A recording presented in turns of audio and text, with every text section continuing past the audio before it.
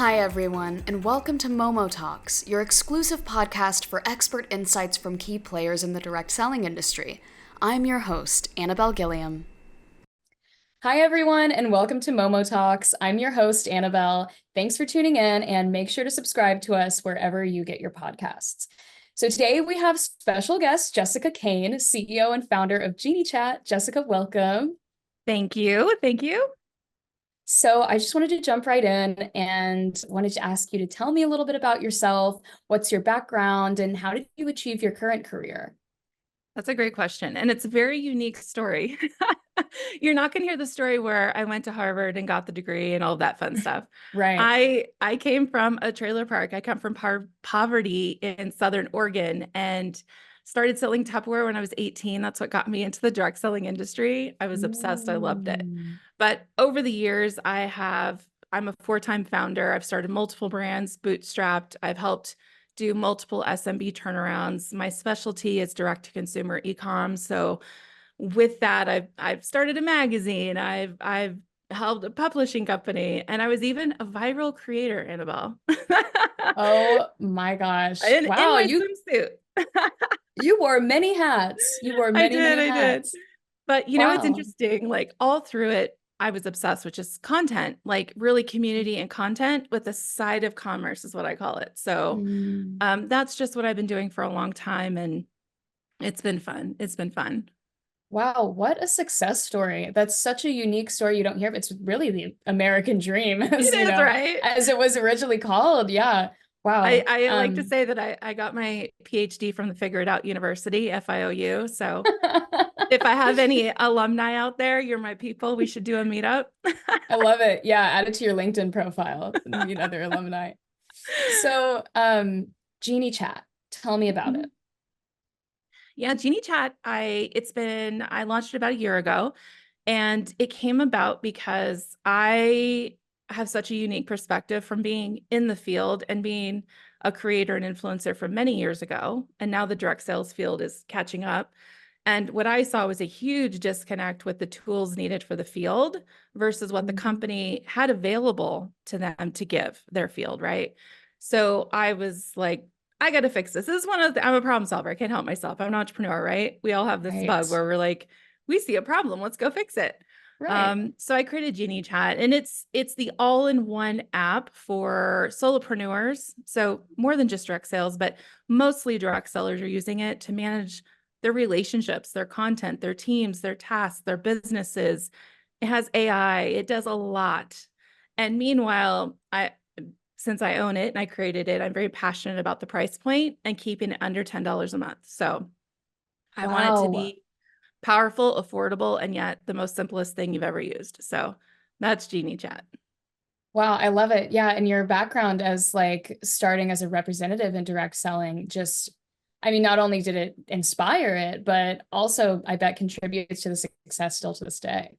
For sure, for sure. And and I've been with some companies along the way, and then you get into their onboarding, and I am such an efficiency nerd that I get so frustrated with the whole onboarding process, and it's like waterboarding, not onboarding. Like that it really is waterboarding people. And we turn into teachers, not coaches. And I'm just super passionate about, like, if you're going into the fitness gym and you're like, I want to, bench press 300, they're not going to sit you down in a classroom to talk about the physics of muscle mass and all that. They're going to say, go warm up. Let's get to work. And so that's how I think of and how I've seen success in the field. And Geniechat's newest feature actually is a recurring task ability to do DMOs. So your daily method of operations. And it's just helping people just do the thing they need to do. Quit teaching them the whole industry in the background and all the stuff. Give them what they actually need and let them search for the rest. I love that. Coaching, not teaching. I think Yes. a lot of direct sales companies even today could really you turn, but and I get it. Like, the resources available, you just turn into teachers, because most people, we all know, right, what it takes to sell. That's the problem. We get all in our head of like, they need to know everything. They need to know the psychology of the sales process. No, they don't. They actually just need to go make 3 new friends today and say this thing to say Don't talk business, just go make 3 friends. And give them the words, give them the tools. And that's what I'm passionate about. I love it. So you're a founder, entrepreneur, and CEO. So what does a day in your life look like? Walk me through it.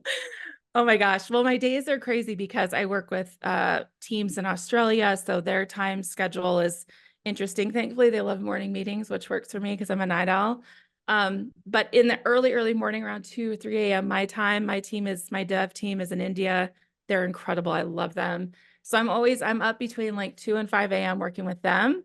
And then I try to get a little sleep and then I wake back up and then I work with my team and my field, and I have lots of companies I work with. I have lots of big teams, and my role in support is just guidance and training using my actual business expertise. I'm not Right. like, I've been doing this for so long. I'm not giving you advice that I learned through a webinar last week. It's like, I didn't read a book. I can tell you, honestly, I've not read one business book. I haven't. I just haven't. I don't know. You lived it. I really have. I've lived it and experienced it the hard way and learned and adapted. And it's just what I do. But anyway, so I help them. I'm a coach. That's what I am. Yeah. I'm a coach. I coach all day and then I coach at night and do night trainings. And then I'm answering a million emails. I have to do my own DMOs for my company. So I have to make sure I make new connections, do reach outs, and do all the stuff too. Wow. And of course, I So, use my app for that. So that's nice. wow. Yeah. So you are the tool and the tool is you. Yeah, pretty much. I Yeah. love it. So what are some goals that you have for the future of your company? I Oh mean, my you gosh. you have multiple ones, but let's start with Geniechat. Honestly, the biggest goal is to help the field and the companies achieve their goals. And that's my ultimate goal because I see how they can do it. I understand, I see all the pieces in between and then like what's in their way. So then I build or coach or build things around it to make that happen. So that ultimately means modernizing the tools in a world where 99% of the sales are coming from e-com, and yet we're not belly to belly anymore. We can't be teaching the same sales techniques and the 100 lists and all this other stuff Right. that came from a world pre-internet. It just doesn't work. And I'm not just saying that, like I've seen success 4 or 5 times over to hundreds of millions of people. I know it works because I've done it. So I'm taking that real world experience to help the direct sales industry move forward. I see. So yeah, so when it gets kind of bogged down in like the structures of kind of old world sales, Yeah. then it ages with time and that's not the time we're living in right now. It's not. And the difference is that people have changed. The Right. people, your salesperson and your recruit and the people you want to be your customer, you have 3 avatars. They all want different things. They need different things. They have evolved. They don't want the phone call. They don't want the email. Like they Right. literally, like it actually is a change. And so unless the direct sales industry, like your field has the tools to adapt to that, for instance, in my app, I make sure to put all the socials. If you're on TikTok, Instagram, LinkedIn, whatever it is, you can put their link in there. So if you're talking on TikTok, that's where you're talking. And unfortunately, you can't automate all the conversations. You just can't. And you can't automate human relationships. And Right. so even though you can automate information delivery, which needs to happen, it's fantastic. I love it. It doesn't complete the full, realm of communication that has to happen. Absolutely. Yeah. So how do you define success in your role? Honestly, it'll be making an actual difference in this vertical. Like I truly am a disruptor, innovator, pain in the blank, probably. And I'm a younger female. I don't look like everyone else. I don't talk like everyone else. And I don't think like everyone else. But that unique perspective as a viral creator, like for real, you can Google me on ABC News and all of that. Y'all hear that? And Google her. don't Google me. And a successful ecom founder multiple times in product-based ecom. It's what I know. And then being in the C-suite and doing operational turnarounds and being a CEO, it's all those skills has helped me to help this new generation to adapt and win. And that's why these new direct sales companies that are launching and like they're just slaying, right? Because they're doing what I'm trying to help other companies adapt to. It's an online world. Your person, your seller is now a brand, and they need to know how to be a brand, and they need to know how to use that to sell and gain trust and all the things. So it's really to help this industry adapt and win. That's my success. Absolutely. Yeah. I mean, diversifying the industry is, and what we said is like modernizing it and, revolutionizing it. I think, yeah, what you're doing is playing a huge role in that. Um, so you said that when we started that you worked kind of on the corporate side of direct selling. So what was that experience like? Oh my gosh, frustrating. I'll can keep it real, imagine. frustrating, because usually if I'm brought into companies, they're not the new ones. They're people who have, usually their leaders are successful sellers from 10, 15, 20 years ago, super successful, which is, I so much respect for that. And then they build the company because they're passionate, but then they don't know how to run the company very well. They don't know what P&Ls really matter. And I'm very much analytical. So when I come in as a consultant, it's not, let's do a marketing campaign. It has nothing to do with that. It's first step, look at the P&L. Second step, look at our KPIs. Oh, we're not tracking KPIs. Okay, got it. It's like, so we don't know our click-through rates and our conversions and our lifetime values and our CACs. That's a problem. And it's because when direct sales moved into this online era, I don't know what happened. There's a disconnect where you don't realize you're actually an e-com brand now. And e-com metrics and e-com business is different than a brick and mortar business.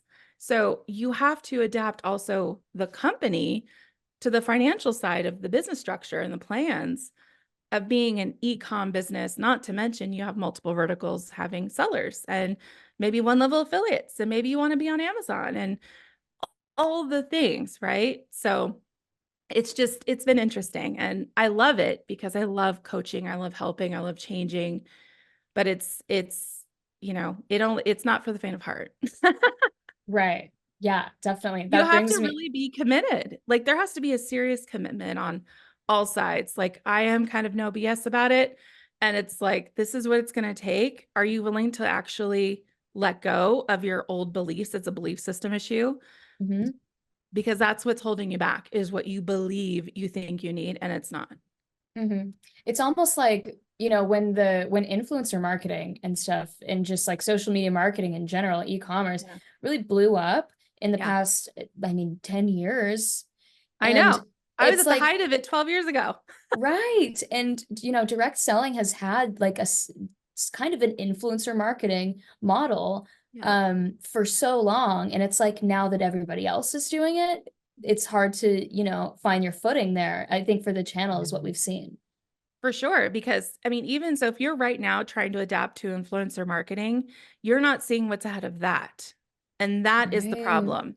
You keep following, and you need to do both simultaneously. You need to preserve your current structure so you actually don't, like lose any growth or plateau and go the wrong way.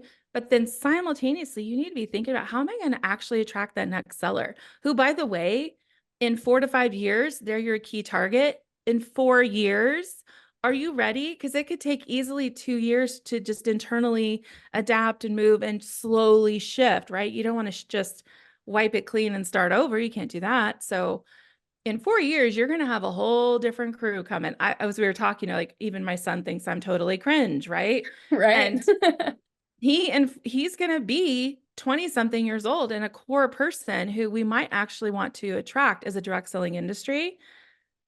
They absolutely will not go after what's being presented now. So a huge shift has to happen if you actually want your business to not just fall off, in 5 years.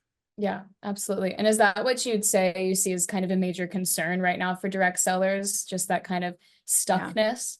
The stuckness, but it comes from, yes. And the biggest concern there is a complete, I don't know if they're just in denial. I don't know if it's a belief thing or if it's fear of change.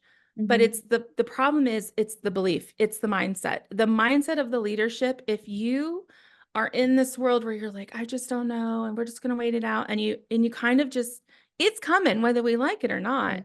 You have to make decisions now. You have to, even small ones. So the biggest concern for sellers is stability and flexibility. They want both, right? And then the concern for us companies is retention and growth. Like, we can't lose growth. So those two concerns are not mutually exclusive. They're not. But the company must have the different mindset around the revenue model, and they need to realize they actually are no longer in the power position. They're just not. And that's a huge shift, because before, the companies really had that power position because they were the person you went to for information. We didn't have the internet. We didn't have, like, it was really like, who do I go to? They know. Well, now it's a whole different world, and you're no longer in that power position. So you have to adapt the model and the mindset to actually attain and retain the new generation who's coming.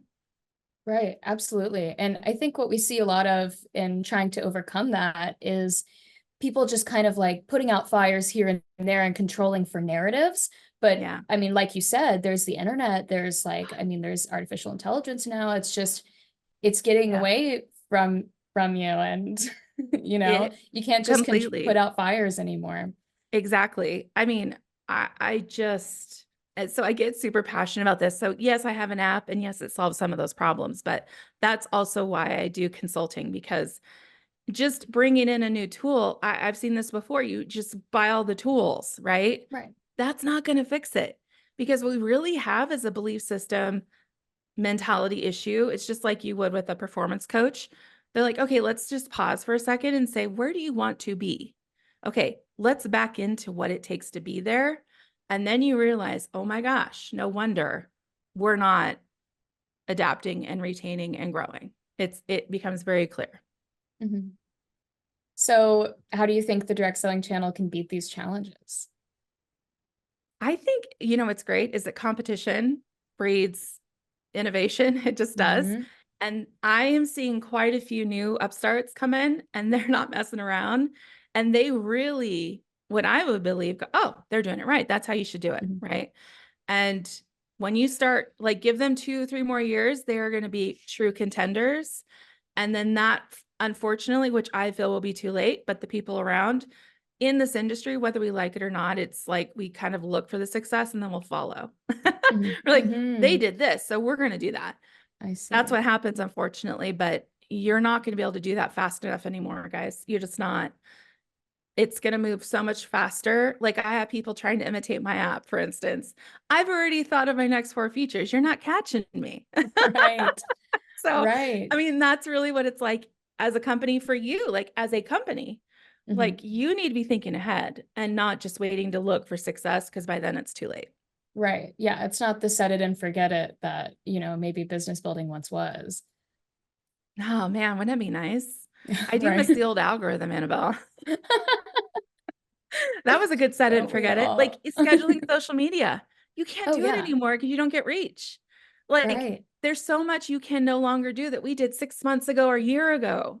So it's just, you got to be on top of that. And then knowing how to give that information to the rest of your field so they're successful.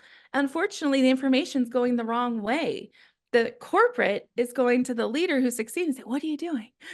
Right. And then they're, taking what they built, which I don't, we could have convos about that, but like, it's just like, that's not how it should be working. They should be, if you as a company want to maintain any sort of power position, opportunity, and influence and trust, you need to be the game setter and go, okay, this is where you need to be. This is where we see success, blah, blah, blah, blah, blah.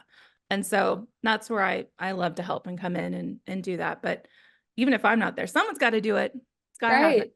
Yeah. Amen. Yeah. Wise words. You were so knowledgeable and very easy to talk to. Thank you for coming on today. I've really enjoyed it. I appreciate you. Thank you so much for having me. And that's all we've got for you today. Thanks for listening to MomoTalks, and don't forget to keep up to date with Momentum Factor by logging on to momofactor.com, and be on the lookout for our next MomoTalks episode wherever you listen to podcasts. Until next time, this is Anabelle signing off.